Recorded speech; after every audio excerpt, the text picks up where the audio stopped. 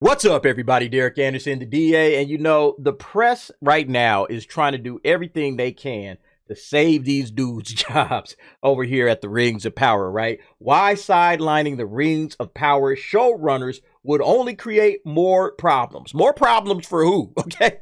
More problems for them, maybe. All right? It ain't gonna be more problems for the show. If anything, forget sideline. These dudes need to be off the team, okay?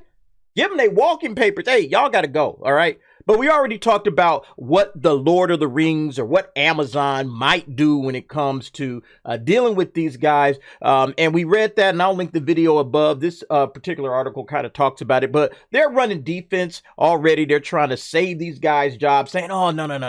Don't do it. Don't do it, Amazon. Whatever you do, don't give these guys the heave-ho, and don't bring in new showrunners and just kind of mask these guys, kind of stick them back on sandwiches and coffee. Like I said, they need to be getting sandwiches and coffee, okay? And looking over the shoulders of real showrunners and figuring out, hey, man, where did we go wrong with this?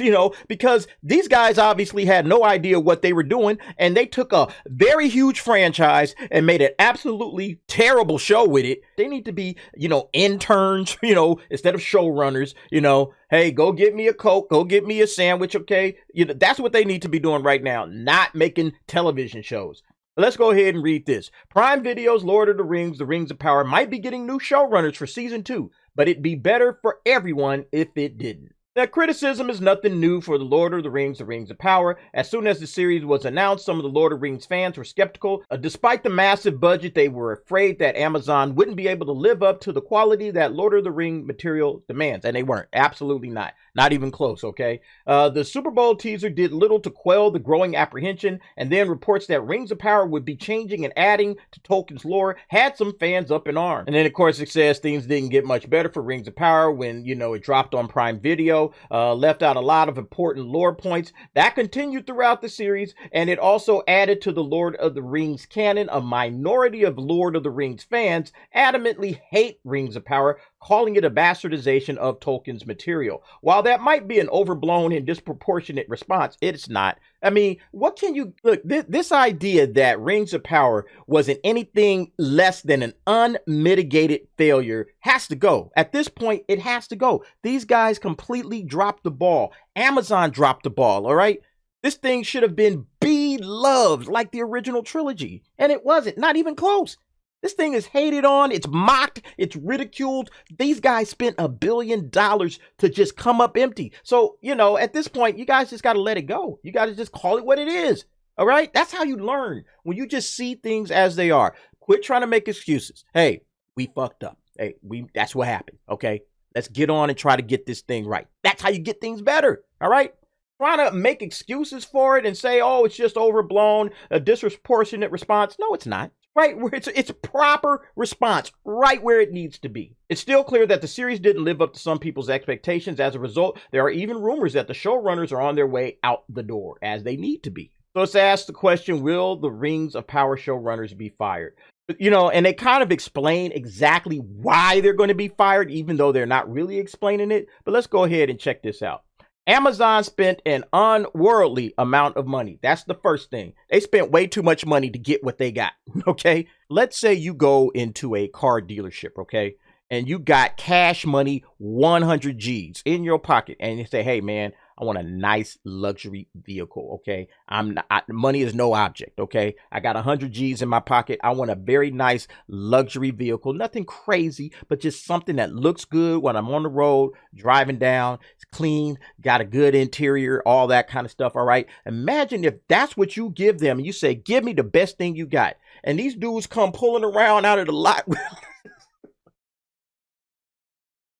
They come out here with some bucket. Like, what the hell? What? All sales final. Goodbye. They got conned out of their money. And if you got conned by these used car salesmen, McKay and Payne, used car sales, are you going to go back and get another car from them? All right, now it's time for me to get another car. So I'm going to go back to the same shysters that just ripped me off for it.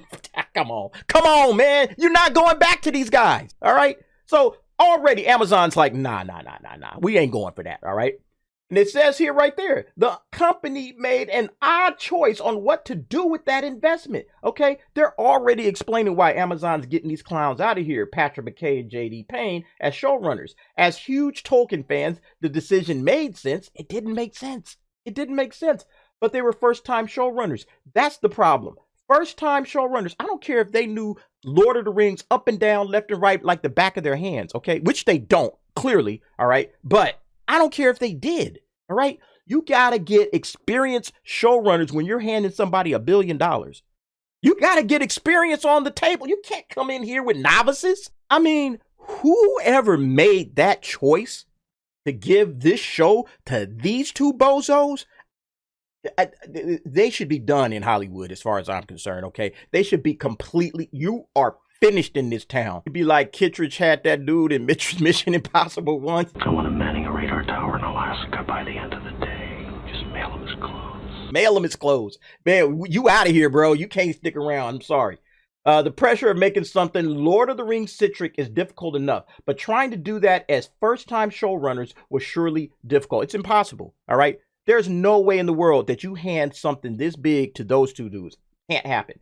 Unfortunately, TV fans and Lord of the Rings fans especially are unforgiving, as they should be. So there are rumors that Amazon wants to course correct for season 2. Rumors also say that Amazon will do that by removing McKay and Payne from their positions as showrunners. These rumors first showed up, and we talked about this again on that video that I linked earlier on the 314th episode of the YouTube live stream, Midnight's Edge in the Morning. You know, Chris Gore, the whole 9 yards. Okay, we saw that. I put it in that video. Check that out. All right. So here they're going to try to explain why this is a bad idea. Okay, let's listen to this. This ought to be good.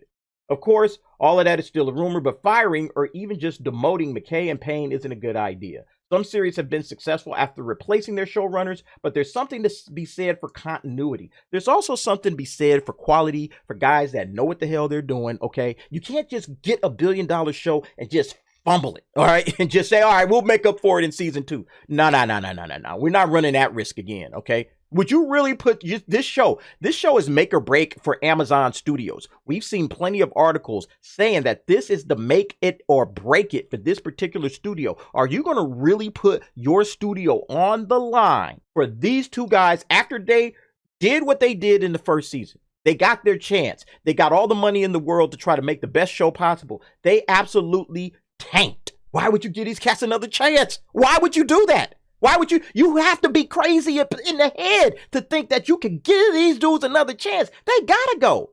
I understand the whole thing about the demotion. Yeah, we're going to just kind of put these cats on the back burner. We're going to bring in some new dudes that actually know what they're doing. All right. In my opinion, they just need to go get Peter Jackson and be like, bro, come on. You hit the right notes with everything Lord of the Rings. Okay. You hit the right notes. You knew exactly what you were doing. You knocked it out of the park. That thing got Academy Awards, best thing ever. Listen, come in here. You don't have to show run nothing. Just sit in here in the room with us and just talk to us. And, you know, McKay and Payne, those cats going to be getting sandwiches. We're not talking to them in the writer's room whatsoever, all right? Sauron is Walter White and all that stuff. We're not doing any of that, all right? I mean, we're not doing none of that. We're going to bring in real talent, real showrunners that know what the hell they're doing. Just keep an eye out on that because that's coming. Placing McKay and Payne after a single season would signal that Amazon has completely written off season 1 as a failure. Like, how else can you look at season 1, all right? Season 1 is nothing but a failure. And remember, I said this. The goal of Rings of Power for Jeff Bezos was to have his very own Game of Thrones. And what he meant is not some show that just gets watched a lot, okay? That's not what you're looking for. You're looking for a cultural touchstone, something that people view over and over. They talk about around the water coolers, okay? People are hyped up for the next season. They can't wait, all right? You got a buzz just kind of emanating through the entire country, even the world for that matter, okay? Because people in all kind of other countries are just, oh, man, Game of Thrones, man, this great show. I love it, okay? That's what Bezos was looking for, all right? He did not get that whatsoever. He didn't get anywhere close to that. He got mockery. He got ridicule. Pundits, fans, historians, scholars, and all of that absolutely destroying his show on a weekly basis. Every episode that came out, they were just ripping it to shreds. It's nothing but a failure, guys. I'm sorry. It would be like Amazon's executives admitting that they made a mistake. Yes, you made a mistake, okay? To err is human. You're going to make mistakes, okay? The biggest mistake they could make after that is giving these dudes a second season. That would be the bigger mistake. That would be the crushing blow, the killing stroke. You give these clowns another season after they made that mess? First time, you can't do it. You can't do it, all right? That's why the rumors are true. I'm sorry, the rumors are true. They're getting these guys up out of there, all right? Just keep your ears and eyes open for somebody saying, oh, we've added such and such to the writer's room. And this guy, you go and look in his credits and he's going to have some kind of, oh, yeah, he was a showrunner of this and he ran some shows for this and this. You're going to see that. Just keep your eyes open for that. Regardless, the Rings of Power showrunners have set their course and should be allowed to correct it for themselves. No, they shouldn't. No, they shouldn't.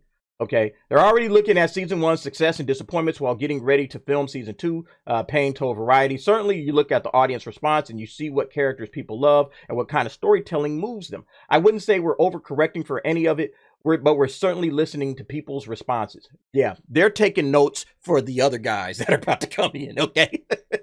The new guy said, hey, here's the next assignment, guys. I want you to get some notepads. I want you to go through all of the websites and the YouTube videos where everybody's just absolutely dunking on your crappy show, okay? And I want you to take down all the points that they're making that you guys messed up on and how you could have made it better, okay? That's what I want you to do. That's what they're doing. They're listening to the responses, okay? Because they're taking notes for the next group, okay? The next showrunners are coming in and they say, hey, I need these guys to go here and learn from your mistakes. This is how you're going to learn, fellas. Hey, just keep at it. You'll do great. All right. But yeah, go ahead and listen to those videos and, just take some notes.